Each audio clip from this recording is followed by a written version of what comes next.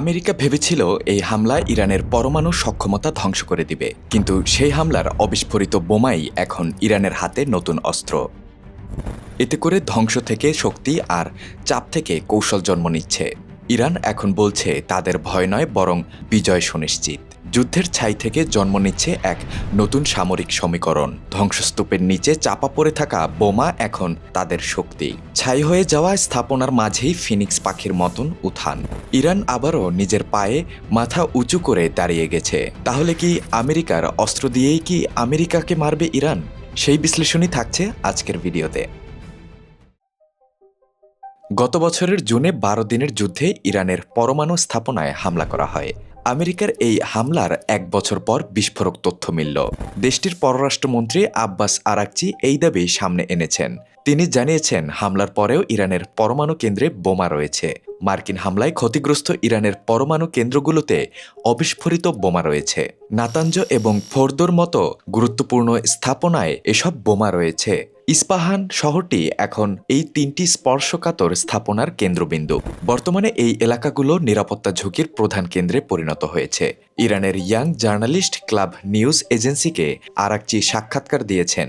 সেখানে তিনি বর্তমান পরিস্থিতির ভয়াবহতা সম্পর্কে বিস্তারিত আলোচনা করেন। আন্তর্জাতিক পরমাণু শক্তি সংস্থার মহাপরিচালকের সঙ্গেও তিনি এই কথাই বলেন। রাফায়েল গ্রোসির সঙ্গে এ বিষয়ে সরাসরি কথা বলেছেন তিনি। একটি গুরুত্বপূর্ণ প্রশ্ন ছিল মার্কিন হামলার লক্ষ্যবস্তু হওয়া স্থাপনা নিয়ে। এসব স্থাপনার পরিদর্শনের জন্য কোনো নির্দিষ্ট আইন আছে কিনা। গ্রোসির জবাব ছিল, এমন কোনো প্রোটোকল বর্তমানে কার্যকর নেই। এই জবাবেই তেহরান তাদের অবস্থান আরও কঠোর করে তোলে। আরাকচি জানান, সেখানে অবিস্ফোরিত বোমার উপস্থিতি এখনও বিদ্যমান রয়েছে। অন্যান্য অমীমাংসিত নিরাপত্তা ঝুঁকি থাকার কারণে পরিদর্শন খুবই ঝুঁকিপূর্ণ। পরিদর্শনের আগে একটি সমঝোতা ও প্রোটোকল তৈরি করা জরুরি। এই শর্ত পূরণ না হলে কোনো আন্তর্জাতিক পরিদর্শন সম্ভব নয়। বিষয়টি আন্তর্জাতিক মহলে তিনি স্পষ্টভাবে তুলে ধরেছেন বলে জানান। বিশেষজ্ঞদের মতে আমেরিকার জন্য এখানেই সবচেয়ে বড় কৌশলগত ঝুঁকি রয়েছে। এই অবিস্ফোরিত বোমাগুলো ইরানের হাতে পড়লে বড় বিপদ হবে। সেগুলো বিশ্লেষণের সুযোগ তৈরি হবে বলে মনে করছেন তারা। সামরিক পরিভাষায় এই প্রক্রিয়াটিকে রিভার্স ইঞ্জিনিয়ারিং বলা হয়ে থাকে। অস্ত্রটি কিভাবে কাজ করে তা ইরান সহজেই বুঝতে পারবে। কোন উপাদান ব্যবহার করা হয়েছে তা বের করা সম্ভব। কোথায় এই অস্ত্রের দুর্বলতা আছে তাও বুঝতে পারবে ইরান। সবকিছু বুঝতে পারলে তারা এর পাল্টা ব্যবস্থা তৈরি করবে। এই প্রক্রিয়ায় আমেরিকার অত্যাধুনিক প্রযুক্তি সম্পর্কে ধারণা পাবে ইরান। খামেনির বিশেষজ্ঞরা এই প্রযুক্তির গভীরে প্রবেশ করতে সক্ষম হবেন। ভবিষ্যতে নিজেদের প্রতিরক্ষা তারা আরও শক্তিশালী করতে কাজে লাগাবে। আমেরিকার এই বোমাগুলো আসলে GBU-57 মডেলের অন্তর্ভুক্ত। এগুলোকে ম্যাসিভ অর্ডিন্যান্স পেনিট্রেটর বা MOP বলা হয়ে থাকে। মাটির গভীরে থাকা কংক্রিটের বাংকার ধ্বংস করতে এটি সেরা। কিন্তু ইরানের মাটিতে এই বোমাগুলো পুরোপুরি বিস্ফোরিত হতে পারেনি। যান্ত্রিক ত্রুটির কারণে ফিউজগুলো সঠিক সময়ে কাজ করতে ব্যর্থ হয়। ফলে বোমার মূল কাঠামোটি প্রায় অক্ষত অবস্থায় থাকে। ইরানের বিজ্ঞানীরা এখন এই অক্ষত কাঠামোটি নিয়ে গবেষণা করছেন। বোমার ভেতরে থাকা স্মার্ট ফিউজ টেকনোলজি এখন তাদের হাতে। এটা আমেরিকার সামরিক বাহিনীর জন্য একটি বড় ধরনের দুঃসংবাদ। এই ফিউজগুলোই ঠিক করে বোমাটি কখন বিস্ফোরিত হবে, মাটির কতটা গভীরে গিয়ে এটি ফাটবে তা নির্ধারণ করে। ইরান যদি এই অ্যালগোরিদম একবার ক্র্যাক করতে পারে, তবে তারা নিজেদের বাংকারগুলোকে আরও শক্তিশালী করে গড়তে পারবে। আমেরিকার পরবর্তী যে কোনো হামলা ঠেকানো তাদের জন্য সহজ হবে। নাতাঞ্জ পরমাণু কেন্দ্রটি মাটির অনেক গভীরে তৈরি করা হয়েছে। সেখানে হামলার পরেও সেন্ট্রিফিউজ হলগুলো পুরোপুরি ধ্বংস করা যায়নি। মাটির নিচে আটকে থাকা বোমাগুলো এখন গবেষণার মূল বিষয়। ফোর্দোর পাহাড়ি এলাকাতেও একই ধরনের অবিস্ফোরিত বোমা পাওয়া গেছে। এই জায়গাগুলো এখন সাধারণ মানুষের ধরাছোঁয়ার বাইরে রাখা হয়েছে। শুধুমাত্র বিশেষ নিরাপত্তা দলের সদস্যরা সেখানে প্রবেশ করতে পারেন। তারা খুব সতর্কতার সাথে বোমাগুলো নিষ্ক্রিয় করার চেষ্টা করছেন। ইরান আগেও আমেরিকার ড্রোন প্রযুক্তি সফলভাবে নকল করতে পেরেছিল। RQ-117 ড্রোনটি তারা হুবহু তৈরি করেছিল।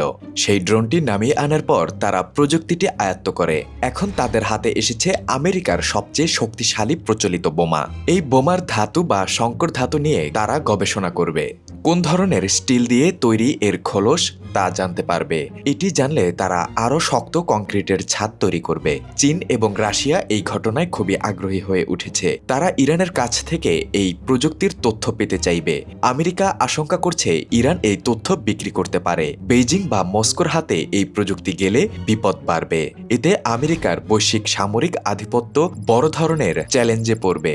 পেন্টাগন এখন এই ভুলের মাসুল গুনতে শুরু করেছে। তাদের অত্যাধুনিক অস্ত্র এখন শত্রুর ল্যাবরেটরিতে ব্যবচ্ছেদ করা হচ্ছে। বিশ্লেষকদের মতে এটি শুধু ইরানের জন্য সামরিক লাভ নয়, এটি কূটনৈতিক চাপ তৈরিরও একটি অনেক বড় হাতিয়ার। আমেরিকা কখনোই চায় না তাদের প্রযুক্তি শত্রুর হাতে যাক। প্রতিপক্ষের গবেষণার টেবিলে উঠুক তাদের সর্বাধুনিক অস্ত্র প্রযুক্তি, এটা কাম্য নয়। তেহরান যদি এই বোমা বিশ্লেষণের দাবি জোরালোভাবে তুলে ধরে, তবে নিশ্চিতভাবেই বড় ধরনের অস্বস্তিতে পড়বে ওয়াশিংটন প্রশাসন। অবিস্ফোরিত বোমা এখন ইরানের জন্য এক বিশাল সুযোগ এনেছে। আমেরিকা চেয়েছিল ইরানের পরমাণু কর্মসূচি চিরতরে বন্ধ করে দিতে, কিন্তু বিধিবাম হয়ে সেই হামলাই এখন ইরানের শক্তি বাড়াচ্ছে। ইরান এখন বিশ্বকে দেখাচ্ছে তারা কতটা প্রযুক্তিগতভাবে এগিয়েছে। তারা শুধু বোমা নিষ্ক্রিয় করছে না, বরং সেটা শিখছে। যুদ্ধের ময়দানের ভুল এখন গবেষণাগারে সাফল্যে পরিণত হচ্ছে। ইরানের হাতে আসা এই প্রযুক্তি বিশ্বের ভারসাম্য বদলে দিতে পারে। আমেরিকা এখন নিজের পাতা ফাঁদে নিজেই আটকা পড়ে গেছে। পরমাণু কেন্দ্রের গভীরে লুকিয়ে থাকা বোমা এখন নতুন আতঙ্ক। ইরান এই সুযোগ কাজে লাগিয়ে নিজেদের আরও শক্তিশালী করবে। বিশ্ব এখন তাকিয়ে আছে ইরানের পরবর্তী পদক্ষেপের দিকে। এই অবিস্ফোরিত বোমা আমেরিকার জন্য দীর্ঘমেয়াদী মাথা ব্যথার কারণ হবে। যুদ্ধের ফলাফল ছাপিয়ে এখন প্রযুক্তির লড়াই শুরু হয়ে গেছে। ইরানের বিজ্ঞানীরা দিনরাত এক করে এই বোমা নিয়ে কাজ করছেন। তারা প্রতিটি সার্কিট এবং চিপ আলাদাভাবে পরীক্ষা করছেন। এই গবেষণার ফলাফল ইরানের মিসাইল প্রযুক্তিতেও যোগ হতে পারে। তারা নিজেদের ব্যালিস্টিক মিসাইলে এই প্রযুক্তি ব্যবহার করতে পারে। এতে করে ইরানের মিসাইলগুলো আরও বেশি ধ্বংসাত্মক হয়ে উঠবে।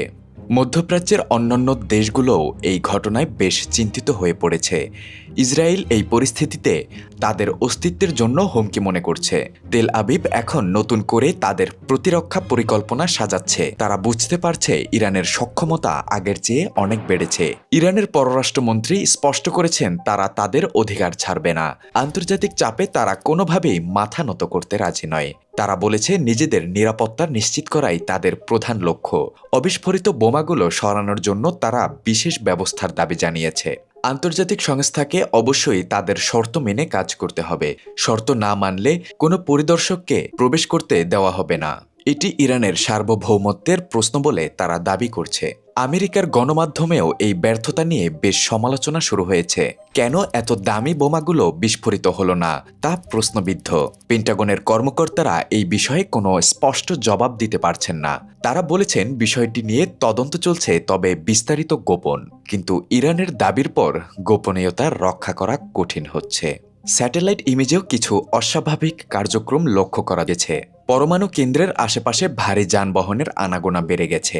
ধারণা করা হচ্ছে বোমাগুলো সরানোর কাজ শুরু হয়েছে। বিশাল ক্রেন এবং ট্রাক ব্যবহার করে এগুলো সরানো হচ্ছে। তবে এগুলো কোথায় নেওয়া হচ্ছে তা কেউ জানে না। হয়তো কোনো গোপন সামরিক ঘাঁটিতে এগুলো নিয়ে যাওয়া হচ্ছে। সেখানেই চলবে এই বোমার উপর বিস্তারিত গবেষণা এবং বিশ্লেষণ। ইরানের রিভার্স ইঞ্জিনিয়ারিং সক্ষমতা নিয়ে কারোরই কোনো সন্দেহ নেই। তারা গত এক দশকে এই ক্ষেত্রে অভাবনীয় উন্নতি করেছে। আমেরিকার ভুলের কারণে ইরান পেয়ে গেছে এক অমূল্য সম্পদ। এই ঘটনা মধ্যপ্রাচ্যের রাজনীতিতে নতুন মোড় আনতে পারে। ইরান এখন আগের চেয়ে অনেক বেশি আত্মবিশ্বাসী হয়ে উঠেছে। তারা মনে করে আমেরিকা তাদের আর সহজে হারাতে পারবে না। প্রযুক্তিগত দিক থেকে তারা এখন সামনাসামনি পাল্লা দিচ্ছে। যুদ্ধের মাঠের হারজিত এখন আর শুধু সৈন্যে সীমাবদ্ধ নেই, কারণ হাতে কত উন্নত প্রযুক্তি আছে সেটাই এখন মুখ্য। ইরান সেই দৌড়ে এখন অনেক বড় এক ধাপ এগিয়েছে। তাদের হাতে থাকা আমেরিকার বোমাটি এক জাদুর কাঠের মতো। এটি তাদের প্রতিরক্ষা ব্যবস্থাকে আগামী 10 বছরের জন্য এগিয়ে দেবে। আমেরিকা এখন আফসোস করছে কেন তারা এই হামলা করতে গিয়েছিল। হামলার ফলাফল হিতে বিপরীত হয়েছে। তা এখন দিনের আলোর মতো পরিষ্কার। ইরান এই সুযোগে সর্বোচ্চ ব্যবহার নিশ্চিত করতে বদ্ধপরিকর। তারা জানে এমন সুযোগ ইতিহাসে বারবার আসে না। নাতাঞ্জ এবং ফোর্দোর মাটির নিচে এখন নতুন ইতিহাস লেখা হচ্ছে। সেই ইতিহাসে আমেরিকার পরাজয় এবং ইরানের উত্থানের গল্প থাকবে। অবিস্ফারিত বোমাগুলো সাক্ষী হয়ে থাকবে এই মহাকাব্যিক ভুলের। আগামী দিনে এই প্রযুক্তির ব্যবহার আমরা হয়তো দেখতে পাব। ইরানের তৈরি নতুন মিসাইল বা বোমায় এর ছোঁয়া থাকবে। তখন হয়তো আমেরিকা বুঝতে পারবে তাদের ভুলের গভীরতা কতটুকু। ততক্ষণ অবধি এই চ্যানেলটি সাবস্ক্রাইব করে যুক্ত থাকুন সকল আপডেট তথ্যের জন্য।